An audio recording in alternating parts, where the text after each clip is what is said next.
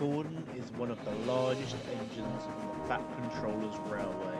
His job is to pull the big express, called the Wild Nor'Wester. He has done it for several years, and is very proud of being the only engine strong enough to pull it. However, in recent years, Gordon had been struggling. He had been having problems with his valve gear. It was very stiff, and this caused him a lot of issues. Sometimes his sideboard would groan loudly, sometimes it would make his wheels slip violently, and he would struggle to grip the rails. It made Gordon rather embarrassed. He hated it when the other engines would point it out. Gordon, I keep telling you, go get your valve gear looked at. I don't know what you're talking about, Emily. Do too. I was dropping off passengers for Scarloe earlier today, and I saw you struggling to get out of the station. Gordon, if you're struggling, you should speak up. It's not good to do nothing about your flaws. I know from experience.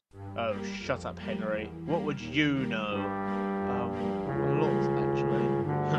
Well, I'll have you know that you and me are completely different.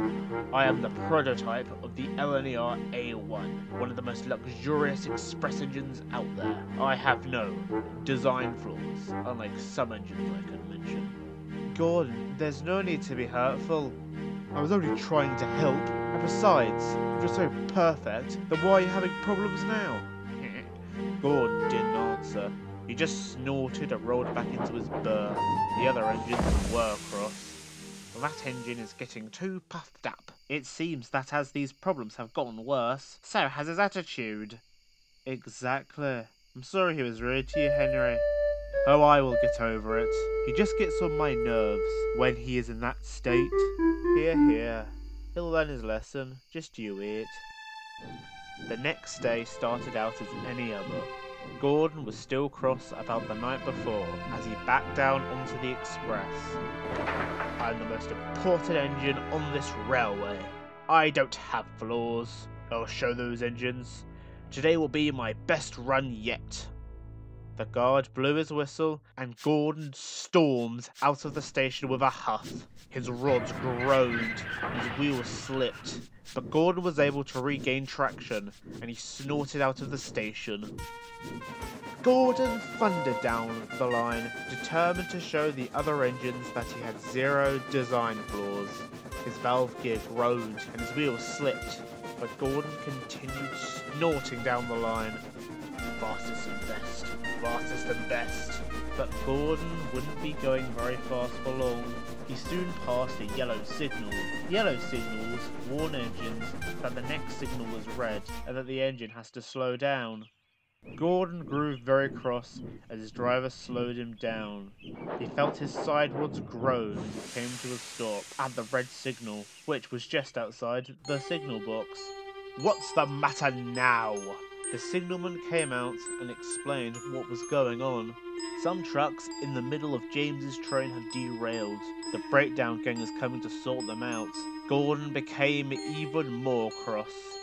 He sizzled angrily as Madison, the Midland engine, came along with the breakdown crane. It was half an hour until Gordon was able to carry on. He was now late, and his passengers were very cross. With much wheel slip, Gordon puffed away from the signal box and soon passed the accident site. Well done, James. Thanks for making me late. Pa, it's that stupid Charlie's fault. He shunted empty stock in the middle of my train. Excuses. We'll talk about this later. And with that, Gordon groaned away. Gordon began to pick up speed again, but now he had to go even faster to make up for lost time. His side rods groaned as he steamed along. The driver and fireman were getting worried. I hope Gordon is able to manage this trip. Me too. He's going to break something at this rate. And he did. All of a sudden, there was a loud crack and a whoosh of steam. Whoa, Gordon! Stop! What happened? His driver and fireman checked. They came with bad news. Your valve gear failed. It has caused your side rods to have completely snapped. No more work for you today. Oh, bother. Soon, Madison arrived.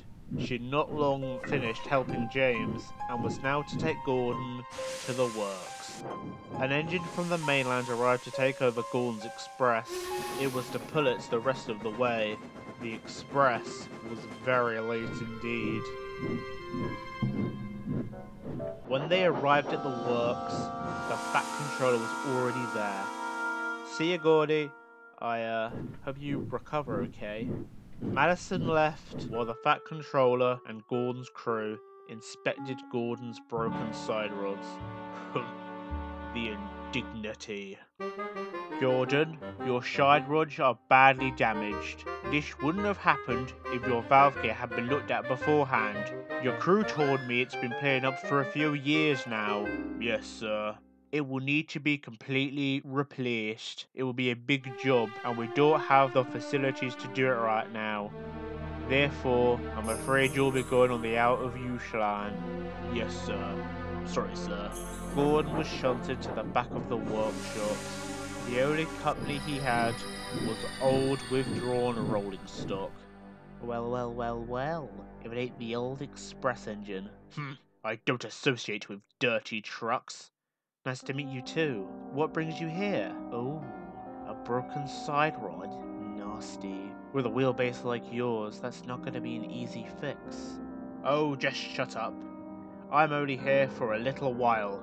I'll be repaired in no time. And how can you be so sure? They have bigger, faster engines out there now. Who's to say they won't get a new engine to replace you? It won't happen. I'm the pride of the line, the face of the railway. Look at every poster, you will see me. That's what I thought. That's what we all thought. I was involved in an accident about 2 years ago. I've been left in this shed, still haven't been repaired. You're a truck. You're reckless. Why should they fix you? It's not just me. Big Alex here used to be on the express. They then brought in new coaches. He got a hot axle box on a local passenger train. Here he is now. Jaden's rusting old coupling snapped while he was on a goods train. He rolled right off the rails and into the bushes.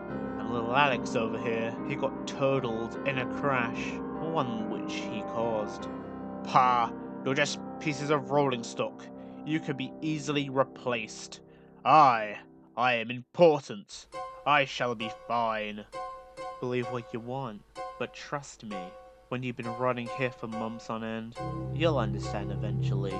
Gordon didn't say any more. He didn't want to admit it, but deep down he was worried. No other engine had ended up here before. He thought about his valve gear. It had been acting up for so long, and now it had finally given up. What if the damage was already done?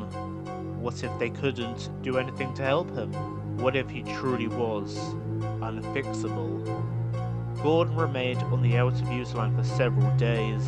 He could see the other engines proudly going about their business. James and Henry would often be pulling the express. It made Gordon more and more afraid. But then one day... Hello, Gordon. Sir? It's been a while. Sorry I haven't come back sooner. I was arranging for your repairs. How are you feeling? Not that wait. My repairs, sir? Of course. You didn't think I was just going to leave you here, did you? Well, of course not. So, when will I be in the workshops? Well, it's not quite like that, Gordon. Gordon was confused. Whatever do you mean, sir? Well, remember that place I sent Henry? I believe so. Crewe, was it? It sounded like a nice place, I guess, but what does that have to do with me? Well, Gordon, that's where you'll be going. I've been talking to William Stanier, the man who rebuilt Henry, and he's agreed to help rebuild you. Gordon was concerned. The Fat Controller knew exactly what he was thinking. Don't worry, they won't rebuild you into a completely new engine like they did with Henry. We all know how proud you are of your Doncaster heritage. All they will do is replace your old valve gear with a brand new 2-cylinder chassis. It will require brand new cylinders, as well as a flat running plate. You should still resemble a Doncaster drawn engine. I designed it myself. I see, sir. Thank you. You're very welcome, Gordon. An engine should be here to collect you tomorrow. I cannot wait to see you in your new shape. The Fat Controller left. Gordon sat on his siding, thinking about the future. On one buffer, he was glad he would be working again. But on the other buffer, he was worried about his new shape. He didn't like the idea of losing his old Doncaster shape. So, looks like you'll be fine after all. Where's my rebuild? Shut up. The next day, an engine from the neighbouring London, Midland and Scottish Railway arrived to take Gordon to Crewe. Henry and the Fat Controller had come to see him off. Trust me, Gordon, Crewe is a lovely place. The workmen and engines are all very kind. You'll love it there. Thank you, Henry. I'm sorry about what I said to you the other evening. I was wrong. It's okay, Gordon. I understand. You wanted to ignore your flaws and hope they would go away, but it doesn't work like that. Yes, I understand that now. Good luck, Jordan. I promise you will be taken care of, and when you come back, you will be a better engine. Thank you, sir. And with that, the big visiting engine blew his loud whistle and pulled Gordon out of the workshops and towards Crewe.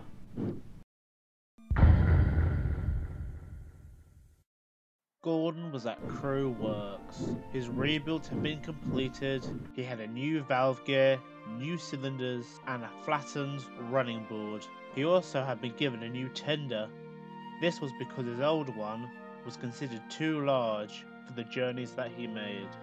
He didn't like it very much, but simply chose to accept it. I'll get used to it, I suppose. He felt very awkward being at the workshops. He was an engine from the London North Eastern Railway that was on London, Midland and Scottish Railway metals. While most engines were very kind to him, others would give him funny looks as they puffed past. One day, the Fat Controller arrived. My, Jordan, you do look splendid. How have you been feeling? I've been fine, sir. My trial runs went down great. I feel like a new engine again, although I'm not a huge fan of this tender, and some of the other engines have been treating me funny, especially those other big express engines. Ho ho ho, don't worry about them, Jordan. You won't be here long. Oh, am I to go home then, sir? Not exactly, Jordan. I've made a deal with your old home at King's Cross on the LNER. They have agreed to let you return to your old metals for a few months. How's that? Gordon was delighted. Oh, thank you, sir. I'll be able to see all my old friends and brothers again. You're very welcome, Jordan. I hope you will enjoy yourself. You'll be leaving under your own power tonight, so you should be there by morning. Enjoy, Gordon. Gordon beamed with pride. He couldn't wait to return to his old home and see his old friends and family. While Gordon had been away, James and Henry had taken it in turns at pulling the express. Both were very proud of this, a little too proud. It's my turn today, Henry. Yeah, James, I know. I pulled it yesterday. You don't have to go on about it. Pa, you're just jealous as I do a better job than you. Everyone says so. Oh yeah? Who? Everyone. That's not a proper answer. Yes, it is. James, you can't just make a statement like that and not follow it up. I did what I wanted, it's a free country. I don't know about you, Percy, but I cannot wait for Gordon to get back. So James and Henry can stop arguing? Well, yeah. But also so that other engine that they borrowed from the LMS can go home. You know, the one that helps out with the mixed traffic work? Oh, don't you like her? then I was like, no way. And she was like, yeah way. So I was like, no way. And she was like, yeah way. And I was like, oh my gosh, girl, no way. And she was like, yeah way, girlfriend. And I was like, honey, please, there is no way. Make her stop. Next time I'm on a train, I am going to push it down the hill and crash it, in hopes that the impact will be enough to smash in my rotten skull. No. My time to go. See you later, Henry. James puffed out of the big station, feeling very proud of himself. As James raced through town square, he suddenly felt a sharp pain in his funnel. He decided to ignore it and carry on, but as he went past Thomas's junction, he began to feel rather stuffed up. Soon James came towards the tunnel near Crosby Station. As he hurried in, it all seemed to happen at once. As James rushed into the tunnel, he blew out a large cloud of steam. Smoke and ash went everywhere. It caused soot and dirt on the tunnel roof to rain down on James. Ah! James's crew decided to stop at Crosby. While the express doesn't usually stop here, it was considered an emergency. James's driver and fireman had gotten soot in their faces, and it was hard for them to see and breathe. You guys are very lucky. I've heard stories about engine crews passing out from ingesting too much of that stuff, and then their trains become runaways. Oh wow, that's really helpful, Gary. If you had been there though, you might have thought that James was in the worst state. His paintwork was covered in soot from dome to wheel. He couldn't stop whining about it. Just look at me. Just look at me. Yeah, I can't. My paintwork, it's absolutely filthy. I can't pull the express like this. I don't think we can either. Just then, James heard a very familiar whistle. Oh no, he can't be back. Not now. Not today. But it was. It was Gordon, steaming in with his new shape. He took one look at James and burst out laughing, before continuing on all the way to the big station. Hello, Gordon. Welcome back. Oh, it's good to be back, sir. I trust that your northeast visit went well? It did, sir. I got to meet many of my brothers from the olden days. I even met some more younger siblings and cousins. Ho ho ho. Well, I'm glad you enjoyed yourself. Sorry we didn't have a party to welcome you back at the station. Our schedule was too busy. Therefore, you'll be having your welcome back party at the sheds. Gordon was very pleased with this news. Just then, the station master came over. He told the Fat Controller about what happened to James. They reckon someone at Town Square dropped something from the footbridge and it fell right into James's funnel. Good aim if you ask me. But yes, we do need another engine to take over the train. Oh dear. Sir, maybe I can help. But Gordon, you've just come back after a long journey. Don't you need a rest? Sir, I feel as if I can do anything in this new shape. It shouldn't be any trouble. Well, if you're sheer sure, Gordon, be quick now. Gordon was cold and watered and headed back up the main line to Crosby. Meanwhile at Crosby, James's crew had been taken to hospital to check if they needed any medical attention. No one was there to move James out of the way, so he had been sitting at the platform. Soon Gordon steamed in. Hello, little James. Are you alright? James said nothing. Oh well, I'm sure you're fine. Now, let's get you onto that siding so I can take away my express. James still didn't say anything. He just sulked as Gordon moved him out of the way. Gordon was coupled onto the head of the train. The passengers reboarded the express. The guard blew his whistle and Gordon steamed off.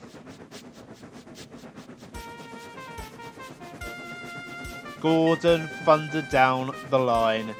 He puffed proudly through all the familiar locations and whistled loudly to let everyone know that he was back. Oh my god, this is not good. I embrace you, Dad! Oh my god.